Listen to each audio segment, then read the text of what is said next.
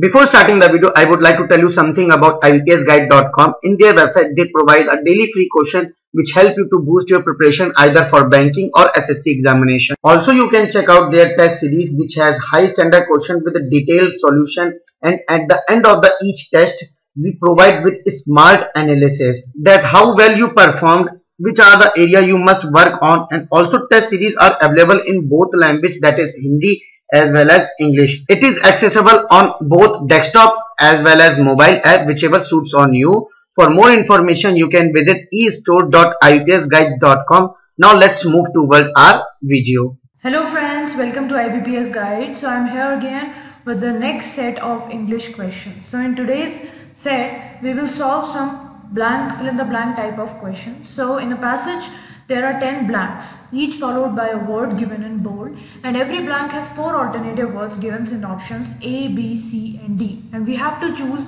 which word will best suit to the respective blank. Okay, so let's begin with our first question. It is a passage, but I have divided it into 9 parts. So first one is, households have long been used to dash in order indoor air pollution levels. So we have to choose the word which is similar to the suppress word. Okay, so we have to choose that word which is similar to the suppress word.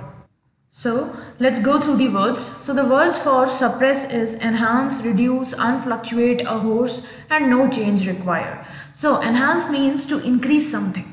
So suppress, what is the meaning of suppress? Suppress means to reduce something or to decrease something, and enhance meaning is to increase something. So this word will not fit this sentence. Then reduce, it is to decrease something. So this can fit the sentence. Unfluctuate, which does not changes with time. It is known as unfluctuate. Fluctuate is which changes with situation. So this will not fit. And a horse means on horseback. जो घोड़े होते हैं उसकी पीठ पे बैठ के जब हम जाते हैं तो उसको बोलते हैं on horseback. So households have long been used to reduce. It will be the correct word. So here in the 11th part we will fill up reduce. Okay. So houseplants have long been used to reduce indoor air pollution levels, but research shows they do not completely remove some of the dash air pollutants present inside houses. So we have to choose a word from these which is similar in meaning to toxic. So unalloyed. Unalloyed means pure. Toxic means impure or which is hazardous for health. Unalloyed means pure, which is not full of alloys. Then exanic, it denotes a culture in which there are low living organisms. Then sodding means covered with turf, that is covered with grass or leaves like that. Then next is saturated which is full. So none of these words they have same meaning as toxic. So we will write no change required. So we can write here they do not completely remove some of the toxic air pollutants. Okay, क्योंकि इनमें से कोई सा भी word जो है वो toxic से के मीनिंग से मैच नहीं कर रहा है, इसलिए हम इसमें लिखेंगे कि हमें कोई चेंज नहीं चाहिए. Then next is to address the challenge, scientists from the Department of Civil and Environmental Engineering, University of Washington, dash a mammalian gene CYP2E1 to a common house plant, Pothos Eviepidemium aureum, this is scientific name, okay, locally known as the money plant, to boost the plant's detoxifying potential. So we have to choose a word which is similar in meaning to observed. तो observed same meaning खाता हो, यानी कि observe मतलब देखा गया, उसको हम बोलते हैं ऑब्जर्व. तो वो वर्ड हमें यहाँ पे लगाना है. सो इंट्रोड्यूस मतलब किसी को आप पहचान करवा रहे हो, किसी को इंट्रोडक्शन करवा रहे हो, तो वो हो गया. असर्टेन मतलब मेक श्योर, किसी चीज़ को आप पता लगा रहे हो तो उसको हम बोलते हैं असर्टेन. देन डिटेक्टेड, किसी चीज़ का आप, इसमें भी कोई है कि किसी चीज़ को आप ढूंढ रहे हो, कोई चीज़ डिटेक्ट कर रहे हो, वो. And abided means to accept a rule or a decision. If we accept a rule or decision then it is known as that we abide by the rules. So what will be the answer for this? That they introduced a mammalian gene CY2PE1 to a common house plant. So challenge address करने के लिए जो scientists हैं, जो department civil और environmental engineering के, उन्होंने एक मेमेलियन जीन उसमें इंट्रोड्यूस की.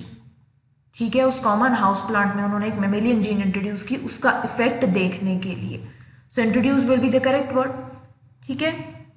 Then Next is the dash invented plant has a protein called cytochrome P450-2E1. So the dash plant, that is changed, flagged, modified, ribbed, no change required. So what is the meaning of change का मतलब आप सब लोगों को पता है कि बदलाव जो होता है उसको हम change बोलते हैं. Second is flagged. The meaning of flagged is to publicize or to promote something. किसी चीज़ को हम जब promote करते हैं तो उसका मतलब होता है flagged. Then modify, किसी भी चीज़ को change करना, उसको हम बोलते हैं modify. अच्छे के लिए या बुरे के लिए हम उसको अलग बना रहे हैं, उसको हम बोलेंगे modify.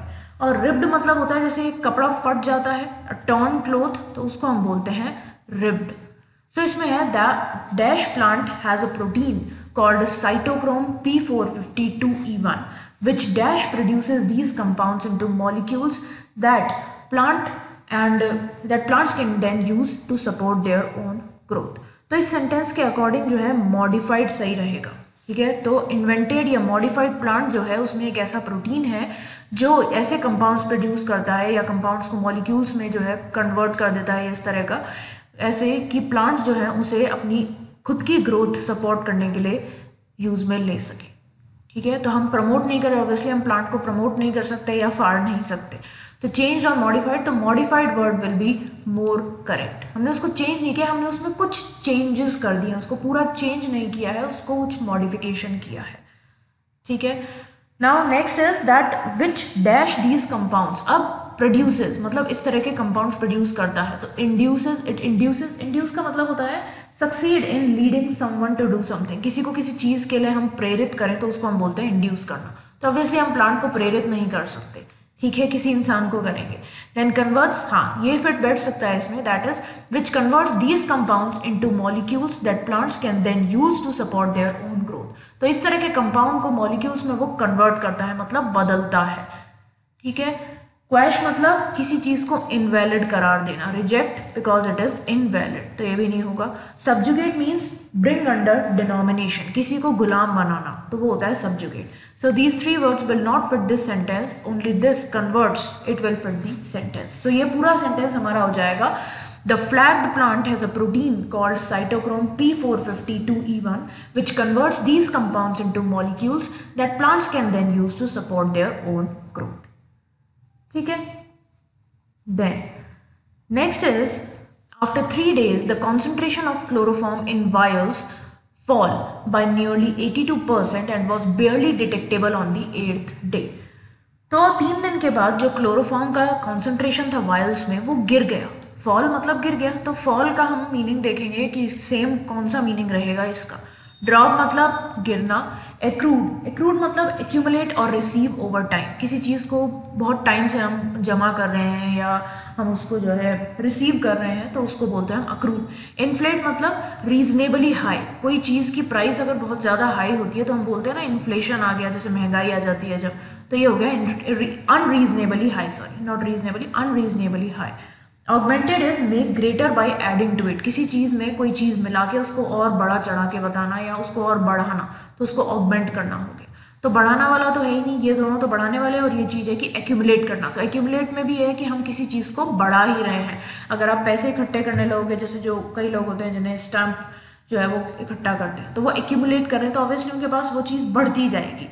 So the correct word will be dropped, that after 3 days the concentration of chloroform in vials dropped by nearly 82%. ठीक है? Then next is it is an example of the green liver concept, said Professor Stuart Strand, the senior author. People haven't really been talking about these dash means infectious organic compounds in homes and I think that's because we could not do anything about them. तो लोग आजकल जो है इन infectious organic compounds के बारे में सोचते नहीं हैं या बात नहीं करते हैं. So infectious से मिलता जुलता वर्ड हमें चूज करना है. So the meaning of stimulating and electrifying both have almost the same meaning, to encourage someone or to show interest or to arouse interest in something. Okay, electrifying means to cause a sudden sense of thrilling excitement in someone. किसी में एकदम से आप excitement भर दो तो उसको हम stimulate या electrifying बोलते हैं. Contagious is disease spreading from one person or organism to another. ऐसी disease जो एक person या एक organism से दूसरे organism में फैलती है उसको हम बोलते हैं contagious. And hazardous is which is dangerous or risky. So obviously कोई भी जो बीमारी है वो डेंजरस या रिस्की हम उसके लिए यूज़ में नहीं लेंगे, हम उसके लिए ऐसा यूज़ में लेंगे इन्फेक्शियस है तो कि वो एक पर्सन से दूसरे पर्सन में फैल रही है. So contagious will be the correct word. So people haven't really been talking about these contagious organic compounds in homes, and I think that's because we could not do anything about them. Okay, then next is the entire process took more than 2 years. इस पूरे process में 2 साल से भी ज़्यादा लगे. That is a long time compared to other lab plants which might take only a few months. तो बाकी lab plants के कंपैरिजन में अगर हम देखें तो ये बहुत लंबा समय है, क्योंकि बाकी lab plants ने कुछ महीने ही लिए हैं ग्रो करने के लिए. So, what is the meaning of contented? Contented is compete with others in a struggle to achieve something. कोई चीज़ पाने के लिए हम किसी दूसरे के साथ जब स्ट्रगल करते हैं तो उसको हम बोलते हैं contented. Postulated is to suggest the existence, fact or truth of something. कोई हम जैसे थ्योरी वगैरह postulate करते हैं कि हाँ ऐसा हुआ होगा, कुछ assumption लगाते हैं, तो वो हो गया postulated. Then repugned is unacceptable.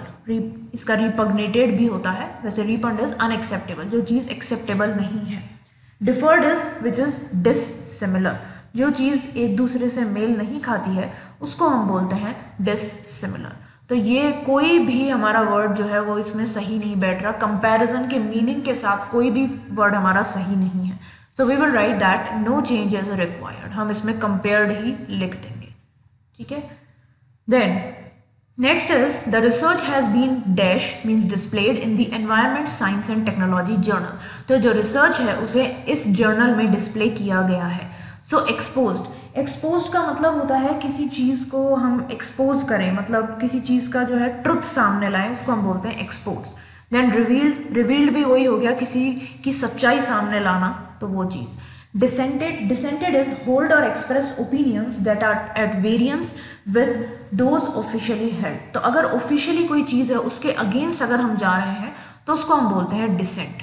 और पब्लिश्ड का मतलब तो सबको पता ही है कि किसी भी चीज़ को हम जैसे न्यूज़पेपर में अगर छपवाते हैं तो उसको बोलते हैं पब्लिश. तो ऑब्वियसली जर्नल में या तो डिस्प्ले करेंगे हम या कोई चीज़ को पब्लिश करेंगे.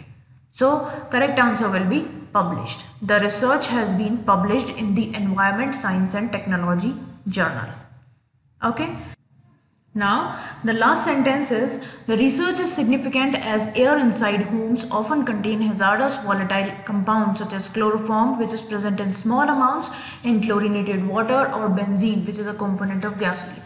अब ये रिसर्च सिग्निफिकेंट है क्योंकि हमारे घर में ही कई ऐसे hazardous volatile organic compounds होते हैं जैसे क्लोरोफॉर्म वगैरह जो कि हमारे क्लोरिनेटेड वाटर में प्रेजेंट रहते हैं. Now these build up in houses when we shower or boil water. तो ये सब चीज़ें और भी ज़्यादा बढ़ जाती है, बिल्डअप हो जाती हैं जब हम नहाते हैं या फिर हम वाटर को बॉयल करते हैं. और when we store cars or lawn movers in attached garages, या गैरेजेस में हम lawn movers वगैरह रख देते हैं. तो both benzene and chloroform exposure have been known to be carcinogenic to efficacious populations such as children.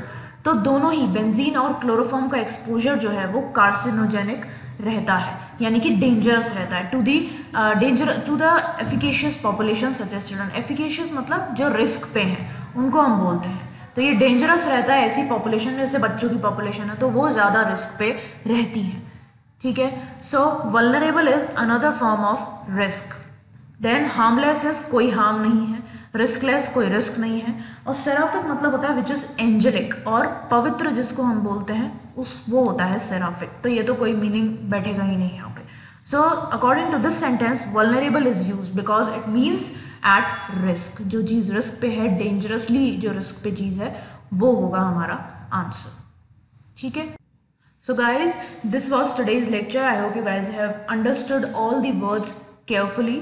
सो अगर अच्छा लगा लेक्चर आप लोगों को और सारे वर्ड्स आप लोगों को ग्रास्प करने में ईजीनेस रही है, सब समझ में आ गया है, तो do hit the like button, share it with your friends and subscribe to the channel. Like का बटन दबाना मत भूलना, शेयर करना अपने फ्रेंड्स के साथ, चैनल को सब्सक्राइब कर देना, और सब्सक्राइब करने के बाद एक छोटी सी पास में आपको बेल आइकन दिखेगा, उसे दबा देना, जिससे आप लोगों को नोटिफिकेशन मिल जाएगा जैसे वीडियो अपलोड होगा. तो ओके. और अगर आप लोगों को टेस्ट सीरीज़ वगैरह चाहिए बैंकिंग के लिए तो आप इस साइट पे विजिट कर सकते हैं www.ibpsguide.com. वहाँ पे आपको बहुत सारी इन्फॉर्मेशन और भी मिल जाएगी. So that's all for today guys. Thank you for watching. Bye bye.